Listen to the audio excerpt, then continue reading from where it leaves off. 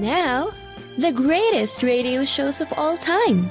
Suspense. The Shadow Node. Washington calling David Harding, counter-spy. Classic radio theater. The Great Gildersleeve. Fibber McGee and Molly. Dragnet. Gunsmoke. The Lone Ranger. Now, step back into our time machine with your host, Wyatt Cox. Good evening, friends of the Inner Sanctum. Our friend Jimmy in Boston is going to be one happy boy this hour. On this Thursday, we will have an episode of My Friend Irma starring Marie Wilson from 75 years ago, December 22nd, 1947. A double surprise. And we thank you for tuning in on this Sure Happy It's Thursday. This is the 356th day of the year. We just have 9 days remaining and start of winter. Yeah, tell that to the snow we had a couple of weeks ago, but this is the official start of winter. The Embargo Act forbidding trade with all foreign countries passed by Congress on this date in 1807 at the urging of President Jefferson. The Non-Intercourse Act lifting the Embargo Act except for the United Kingdom and France passed Congress 2 years later in 1809. The Lincoln Tunnel opened to traffic in New York City on this date in 1937. And it was on this date in 1963 the official 30-day mourning period for President Kennedy ended, President Johnson reflecting on JFK. President Lincoln and John Kennedy moved toward those nobler dreams and those larger visions where the needs of the people dwell. Their fight for a better life for more people is their legacy to their countrymen. It is the coin by which their worth shall be counted. It is the gauge by which their memory shall be measured. Some people continue to believe that President Kennedy was killed by Johnson, but the theory continues to be just that. In 1972, the Bach Mai Hospital in Hanoi struck by 7 bombs dropped by American airplanes on the 5th day of Operation Linebacker 2. 18 people, physicians, medical students, nurses, and patients were killed. While the media talked about the bombings, Senator Barry Goldwater gave the bombings some perspective. I know bombing hurts the feelings of many Americans, but if the North Vietnamese insist on keeping this war going that threatens American lives and the lives of friends, then I'm all for bombing them and bombing them and bombing them and keeping it up until they come to the table and say, I want to quit. And I don't think that North Vietnam can sustain this type of bombing much longer. In 1984, subway vigilante Bernard Hugo Getz shot 4 African-American men on an express train in the Bronx borough of New York City.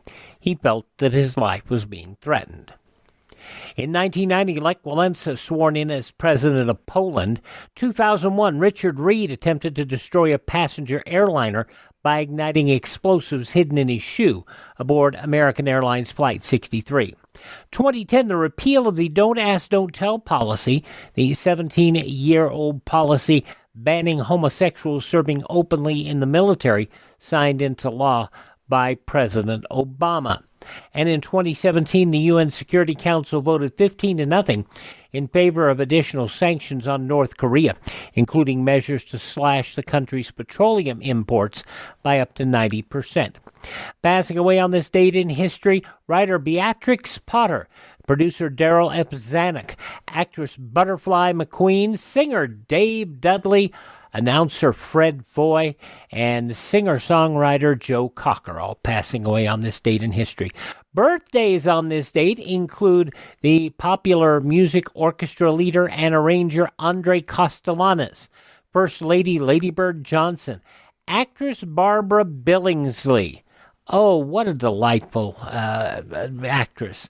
Also, game show host Gene Rayburn, country singer Hawkshaw Hawkins, actress Ruth Roman, and 2 of the Gibb boys, Robin and Maurice, both born on this date in history. Like were they twins? I didn't know that. Robin and Maurice. See how much attention I pay? From Chicago Hope and Last Man Standing, Hector Elizondo is 86 today. Journalist Diane Sawyer, 77. From Two Live Crew, Luther Campbell, 62 years old today. Voldemort in the Harry Potter movies, Ralph Fiennes, is 60. Ted Cruz turns 52 today. Well, we knew her as Heather Donahue. She's now Rye Hance, the retired actress famous for her role in the Blair Witch Project. She is now a marijuana grower and writer. She is 48 today. WWE's Luke Gallows, 39 today. Singer and American Idol winner Jordan Sparks is 33. Meghan Trainor, 29.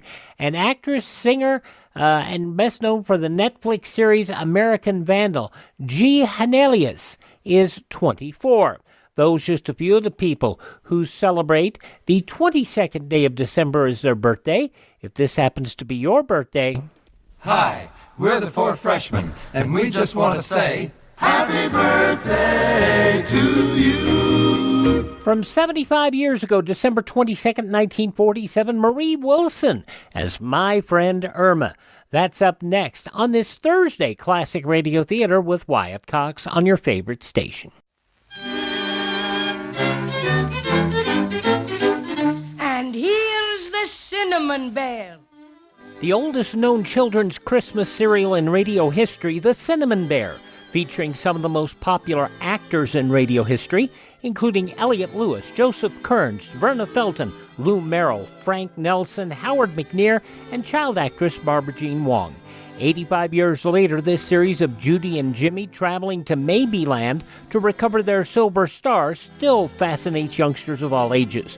Now we're offering the entire 26-episode series of The Cinnamon Bear via download for a Buy Me a Coffee donation of $10 or more at classicradio.stream. Support Classic Radio Theater and have The Cinnamon Bear for your family to enjoy for years to come. Go to classicradio.stream and donate $10 or more, and I'll send you a link for immediate download. classicradio.stream. I always tease Jimmy in Boston, a regular listener to Classic Radio Theater with Wyatt Cox, but he actually just dearly adores Marie Wilson and My Friend Irma.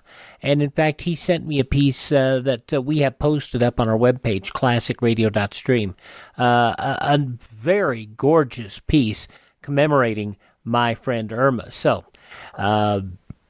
we have to take care of Jimmy, you know, good listener. We go back 75 years, December 22nd, 1947, My Friend Irma.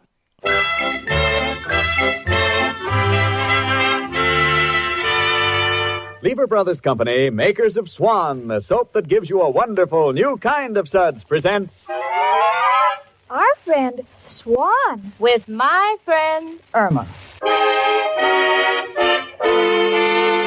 Starring Marie Wilson as Irma and Kathy Lewis as Jane. Friendship, friendship, just a perfect friendship. When other friendships have been forgot, theirs will still be hot. My friend Irma.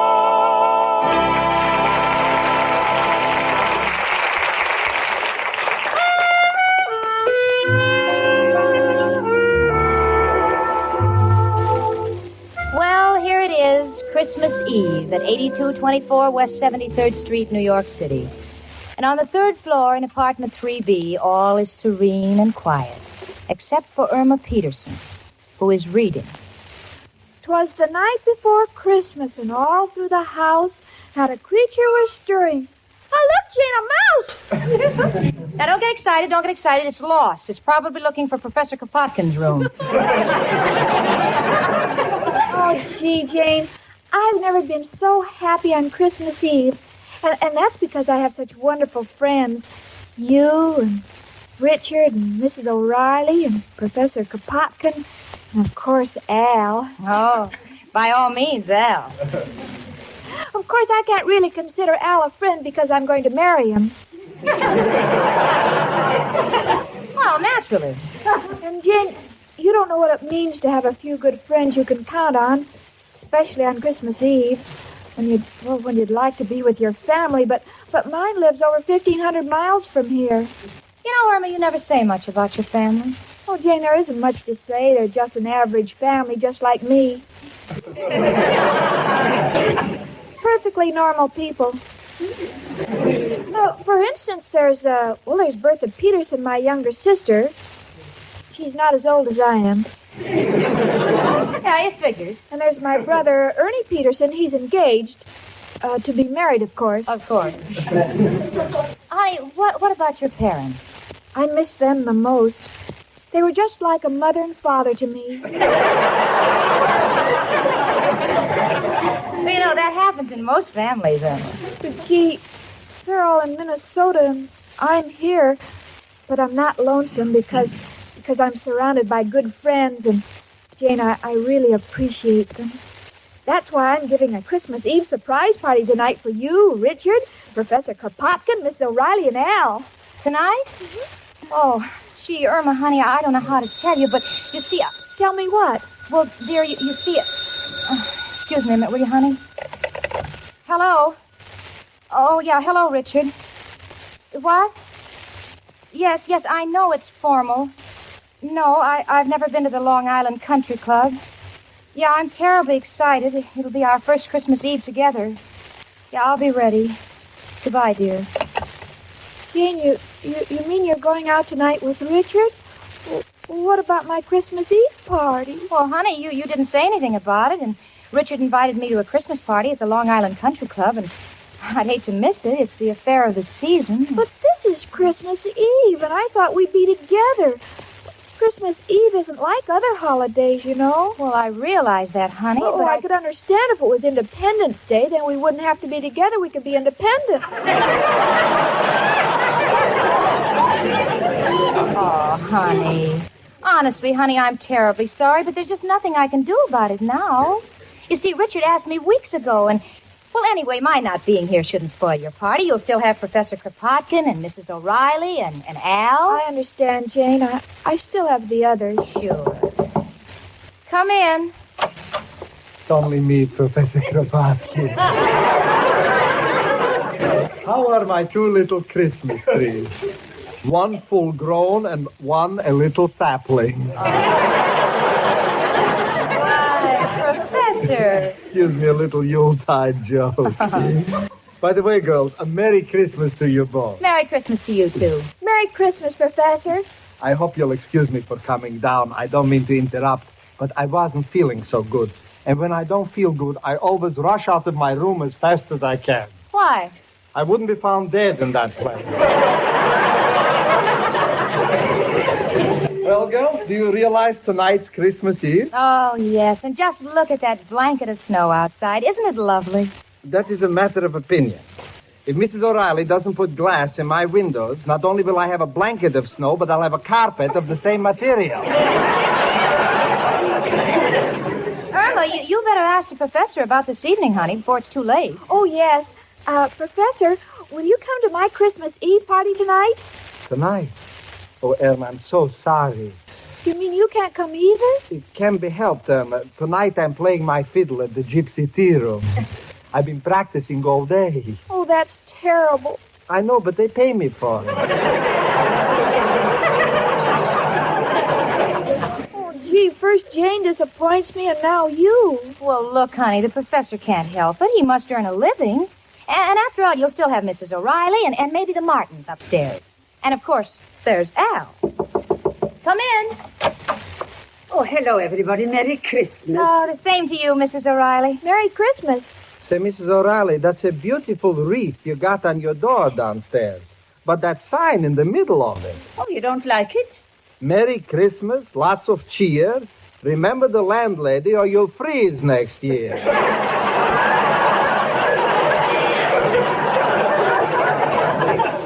To me, it's not a sentimental thought. Oh, Mrs. O'Reilly, I'm giving a big surprise Christmas Eve party tonight for you and Al. Will you come tonight? Oh, Irma, darling, I'm so sorry. You mean you're busy, too? Yes, the Martins have invited me to go to Jersey with them. And since they owe me 4 months' back rent, I can't afford to let them get on the train by themselves. This is awful. First Jane turned me down, and then the professor. Now you. Well, maybe next year, Irma. Merry Christmas and goodbye. Oh, Jane. Oh, sweetie, now stop crying. I know you're disappointed, but you should have told us about your party earlier. Besides, you won't be left alone. You won't be left alone. You bought some food, didn't you? What do you mean? Of course I bought food. Then Al will show up, I'll guarantee it. Speaking of food, I think I'll go up to my room and have my dinner. Oh, are you cooking, Professor? No, I take one look at that dump and I sit down and eat my heart out. Merry Christmas, girls. And I'm sorry, Irma. Honey, I'm sorry things turned out this way for you. It's all right, Jane. This is one way of finding out who my real friends are. They're Al, every one of them. Come in. Hello, Jane. Hi, chicken. Merry Christmas. Merry Christmas, Al. Oh, Al, Merry, Merry Christmas. I'm so glad to see you. Same here, chicken. I like being with you, too. You mind if I warm my hands on the radiator? Of course not, honey. How did they get so cold? Wanted to take the crosstown trolley, but with all that snow on the ground, it took me 4 hours to find a transfer. That's too bad. And your poor face, it's so red. Red face? Well, that ain't from the cold, chicken. They caught me with yesterday's transfer. Oh, my goodness, look at the time. And Richard's going to pick me up in an hour. I'm not even dressed yet. Aren't you going to take your top coat off, Al? Oh, thanks, Jane, but I ain't staying. Just come in to wish chicken a Merry Christmas. I got to be on my way. Got a big deal brewing. Oh, Al. Oh. Chicken, it's important. You and your deal. Well, business is business, chicken. I got to be running along. But I'll be left all alone on Christmas Eve, and Al, I depended on you. My own boyfriend. Well, chicken, if I could only explain. Oh, don't bother. None of you must think very much of me if you can leave me alone on Christmas Eve. Fine friends I have. Goodbye. How do you like that? Al, of all the low-down, contemptible, good-for-nothing... Hold it, Jane. I won't have you saying those things about the girl I love. I'm not talking about Irma. I mean you. How could you desert her Christmas Eve of all nights? Gee, me, I have to go out with Richard, but you're her boyfriend. Well, Jane, I love her. And when a man's in love, he's not responsible. He may do strange things. Things he'd never do in his right mind. What are you talking about? I went and got a job.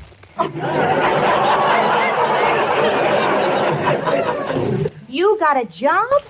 Al, have you been drinking? I know it'd shock you, but it's just for one night. Want to make a little dough and buy Irma a present. Well, I apologize, Al. I'm sorry I yelled at you. Forget it, Jane.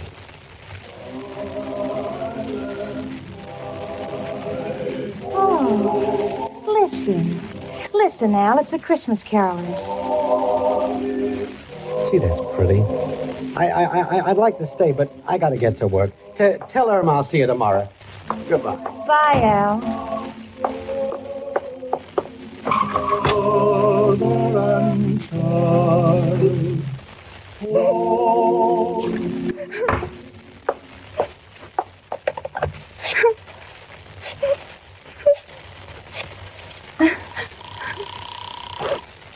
Hello?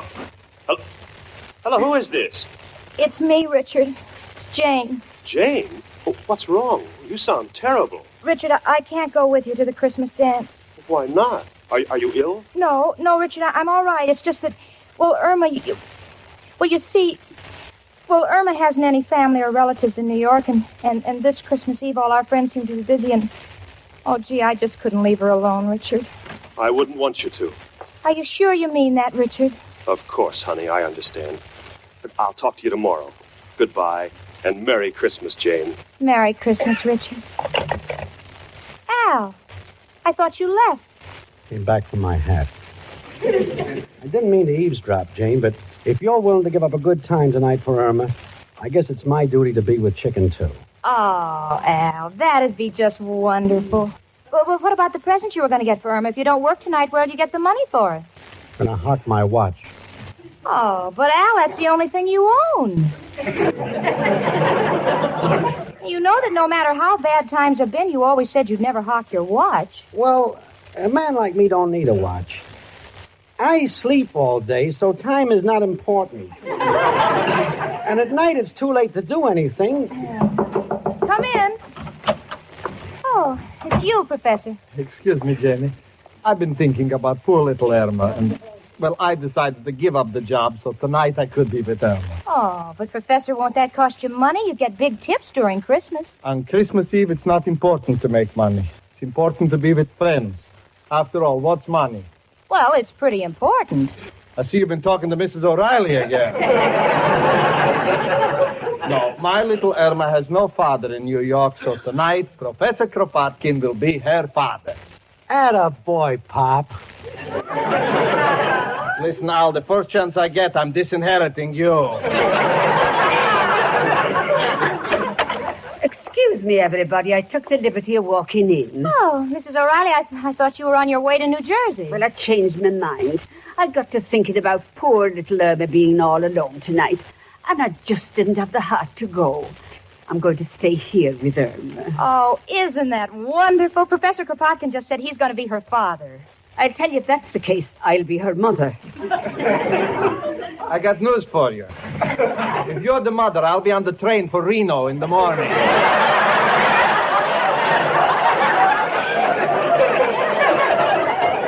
December 22nd, 1947, Marie Wilson and My Friend Irma. On this Thursday, Classic Radio Theater with Wyatt Cox. The news from 75 years ago today is next.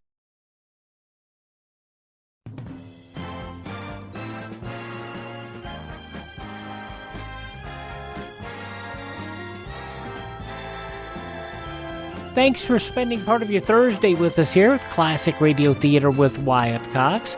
We are listening to an episode this hour of My Friend Irma, starring Marie Wilson.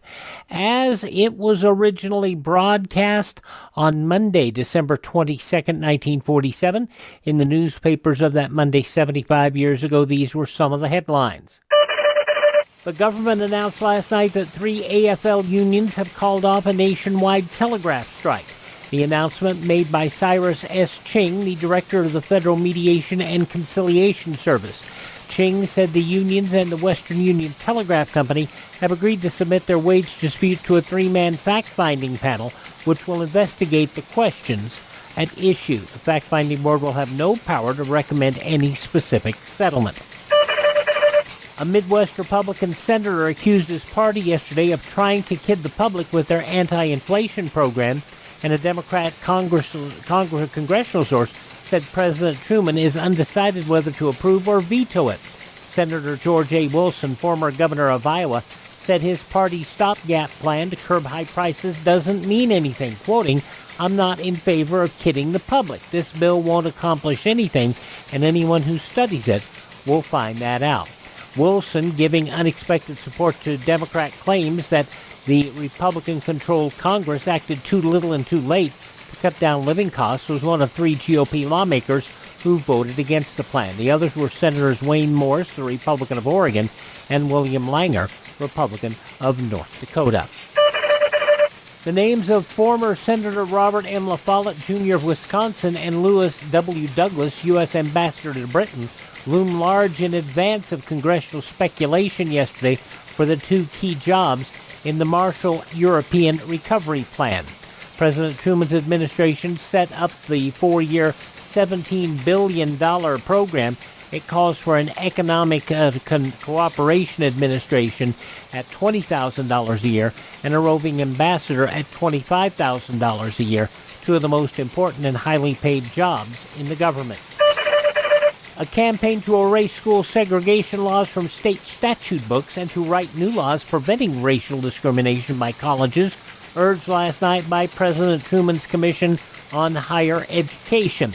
It also asked that Congress provide $135 million in the next school year to start a program of federal scholarships and fellowships to help more than 30,000 needy but qualified students complete college and graduate training. Criticizing in detail tacit or overt methods used by some colleges to bar the entrance of Jews and Negroes, the commission proposed that the federal appropriations be used only in, quoting, those institutions where discriminatory practices do not exist. The Agriculture Department probably will publish sometime this week an advanced list of 500 to 600 traders who had big holdings in the commodity markets on some sample day or days in the last 2 years. Senate investigators, for whom the list is being compiled, called on Edwin W. Pauley, Special Assistant to Army Secretary Kenneth C. Royal, to submit without further delay the books and records on his own market operations. The uproar over commodity speculations touched off by the charge of Republican presidential aspirant Harold E. Stassen that Pauley and other administration insiders were cleaning up in the grain exchanges.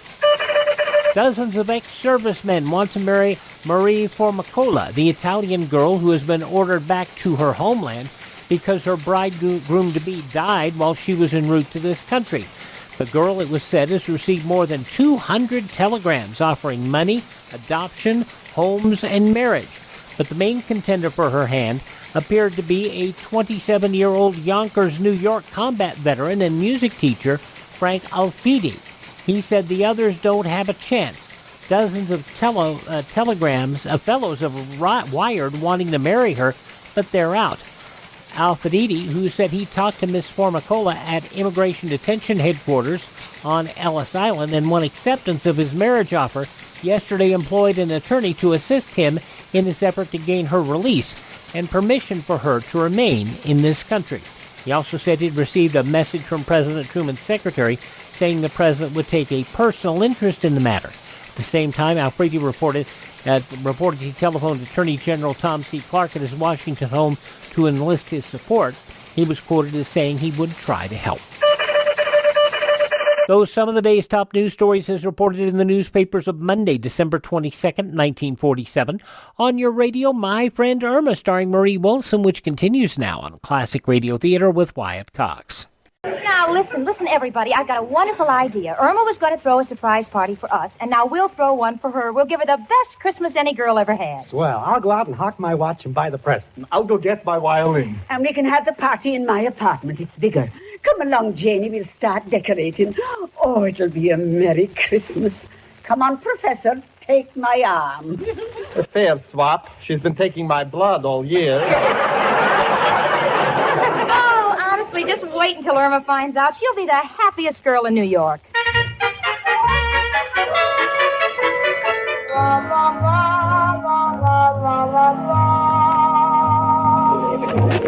All aboard for Harmon and Hudson, Albany, Syracuse, Rochester, Cleveland, and Chicago. Next, where to, miss? Please, mister, what is the fare to Minneapolis? $58 round trip. $58? I only have $6. Where can I go for $6? $6? Let me see. How about Niagara Falls? Oh, I couldn't go to Niagara Falls. I'm not even married. I'll find some other place to go. Merry Christmas.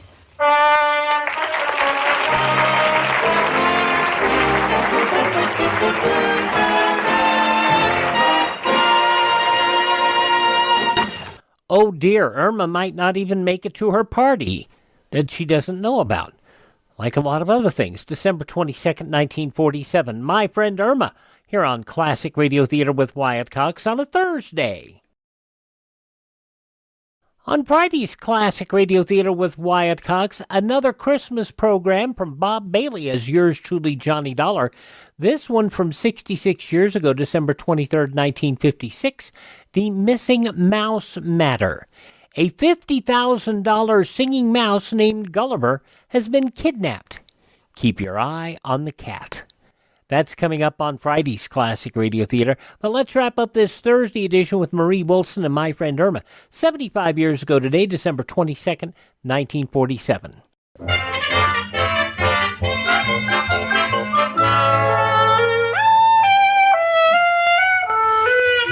Well, we're all down in Mrs. O'Reilly's room. The professor, and Al, and myself. We're setting the table, and Mrs. O'Reilly's out trying to find a Christmas tree.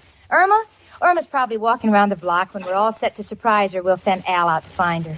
Right now, Al is beaming proudly. Come January the 1st, he will have completed a solid 6 years of steady unemployment.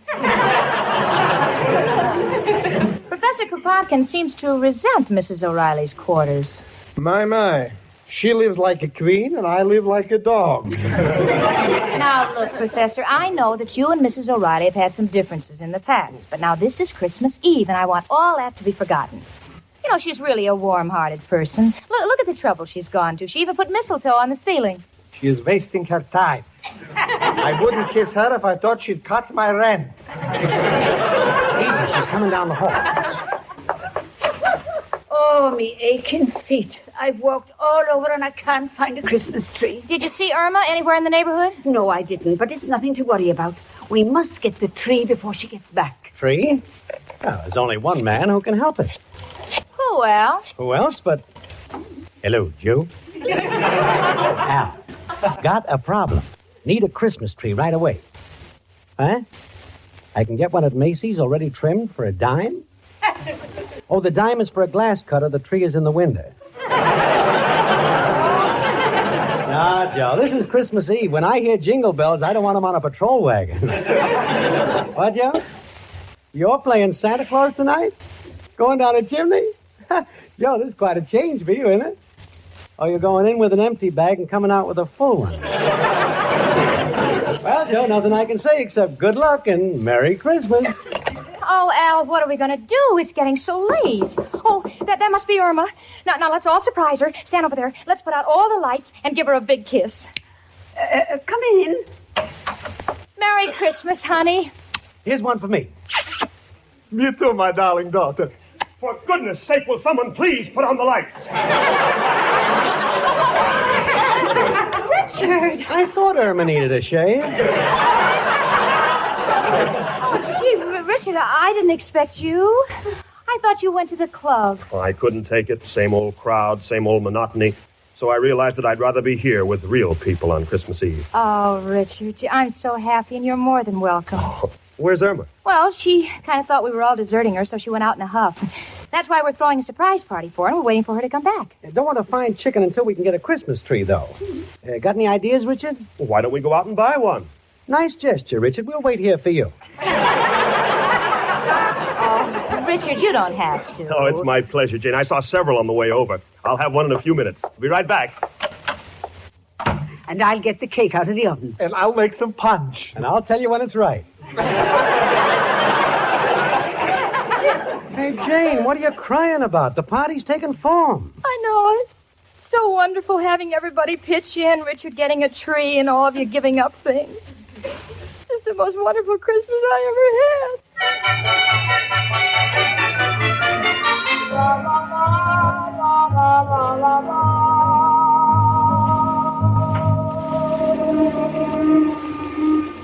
Look, lady, this is your third round trip on this ferry boat. Ain't you got a home? Ain't you got any friends? No. Well, take my advice. Go get some. All right, I'll try. Thank you, and Merry Christmas to you. Jingle bell, jingle all the way. Sleigh. Oh, what fun it is to ride On a sleigh. on a one-horse. Hold it, fellas. Look, lady, we're Christmas carolers. We don't do this for a living, but we enjoy it. And we rehearse a great deal. Now, we don't mind you joining us, but we like to have the sleigh come after the horse. I'm sorry. Okay, fellas. Let's do it again. Jingle bells, jingle all the way. Oh, what fun it is to ride. When the horse comes after the sleigh.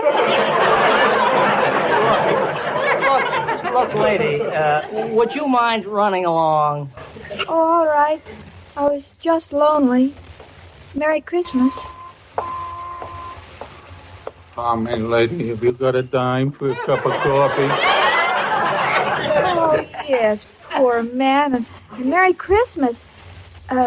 Maybe you ought to have another dime for a donut. Oh, thank you.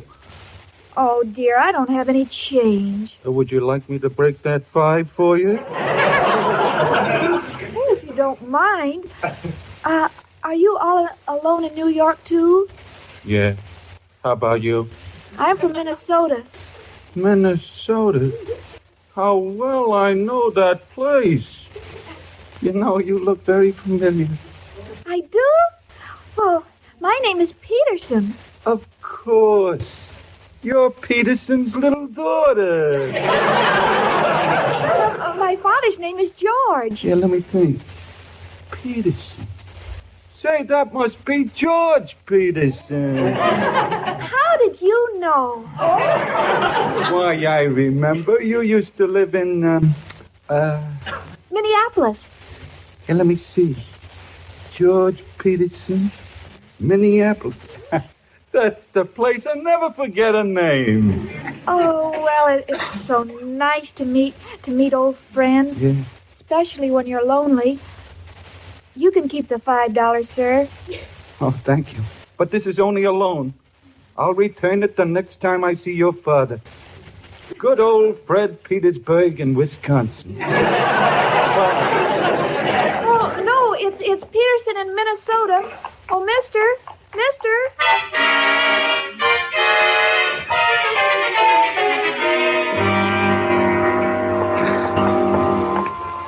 Oh, Al, we've walked for miles. Maybe we better go home and call the police to look for Irma. Yeah, maybe you're right, Jane. Pardon me, but you got a dime. Oh, Al, it's you. You got that quarter you owe me? Mushface, ain't you got no character? How can you panhandle on Christmas Eve? Great pickings tonight. Just got a fin from a blonde. Told her I knew her old man. Peterson in Minnesota. Peterson. Al. Mushface, which way'd you go? Across town, you know? What's the difference? Oh, I've been feeling like a crumb ever since I clipped her. Seemed like such a nice kid. Here, would you give her back this fin? Yeah, thanks. And Merry Christmas. Hey, Bud, you got a dime for a cup of coffee?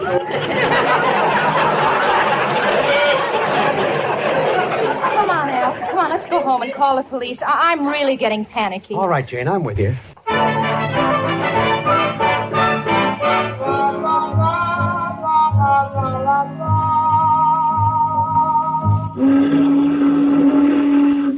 Look, lady, I seen that picture, Mildred Pierce. Now, you get off this bridge. I was just looking at the water, Mr. Watchman. Oh, look, lady, don't look down there. Everything that's beautiful is up here. It's Christmas Eve, you know. Yes, I know. And I'm so lonely. Oh, I get it. You're all alone, huh? Yes. You got any friends? Yes, but my closest friends are far away. Oh, now don't cry, sister. You're coming home with me. We ain't got much, but we're happy to share it. Hey, Bill. Yeah, yes, Sergeant? Did you happen to see a blonde girl? Say, lady, what's your name? Irma Peterson. That's all we want to know. Come on along, sister. I didn't do it. Didn't do what? I don't know, but my boyfriend always says to say you didn't do it.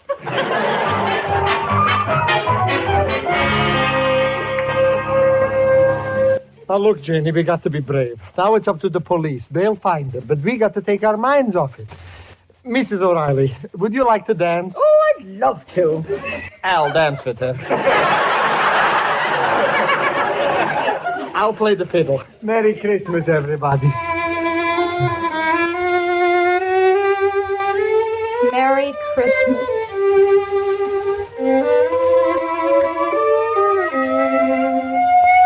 How do you like that? I just started playing already. The neighbors got the police here. No, it's a squad car pulling up.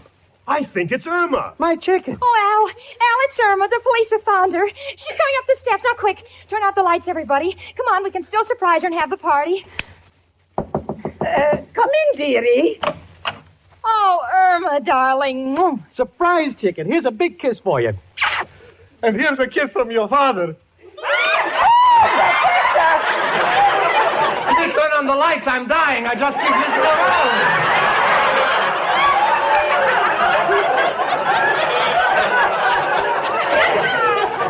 Irma, darling, Merry Christmas. Where have you been? You're all here.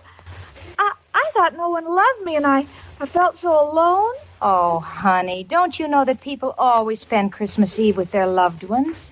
You're the one we love the most. Exactly my sentiments. Oh, bless my little Irma. You're like my own daughter. Sure, chicken, I'd never leave you. I want to spend all my Christmas Eves with you. Oh, this is the best Christmas a girl ever had, surrounded by her friends. Oh, it's midnight. Is that right, Al? Wait a minute, look at my watch.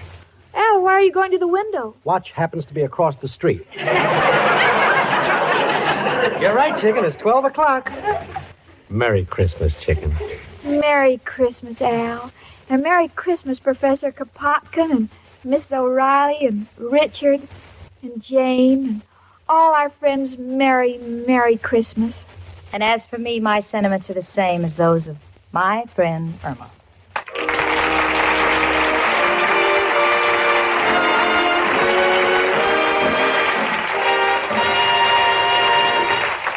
A very sweet Christmas show from December 22nd, 1947.